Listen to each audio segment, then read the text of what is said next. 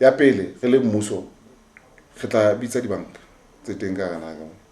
mme re di bolelle hore re le mmuso re itlamme ho etsa tjena jwale re kopa dibanka le tsona di papale karolo ya tsona ya bobedi ko hore re tla theya banka e nngwe ya ntshetsopele ya moruo e mosebetsi wa yona e tla ba ho bona hore bo rakgwebo ba Lesotho mona le batjha ba batlang ho qala di business ba fumana tlatsetso le mokgwa wa access to finance ka mokgwa beterenyana ho feta le dibankeng tsena tse ding hobane tla be le banka mmuso ile banka setjhaba mme e kgona ho fana ka ditshebeletso ka mokgwanyana o batlang o le tlase ho feta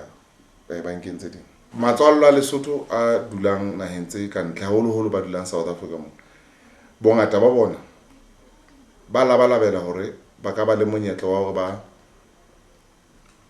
ba qala dikgwebo hae mona mme ha o sheba naheng tse ding tse kang bo Ethiopia tse kang bo Kenya ba sebedisa matswallo a bona dulang naheng tse ding ka mokgwa o motle hobane ba thusa hore ba qale kgwebo tseo ba ntse ba le ka ntle ho naha jwalo ba thusa hore ba batla ho reka matlo ba reke matlo mme tseno kaofela e sentse le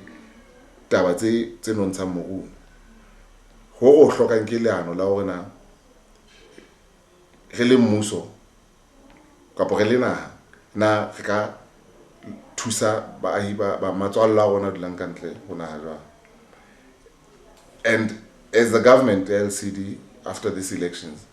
it will be a priority to create that environment that will facilitate investments by Basotho living outside Lesotho that are still committed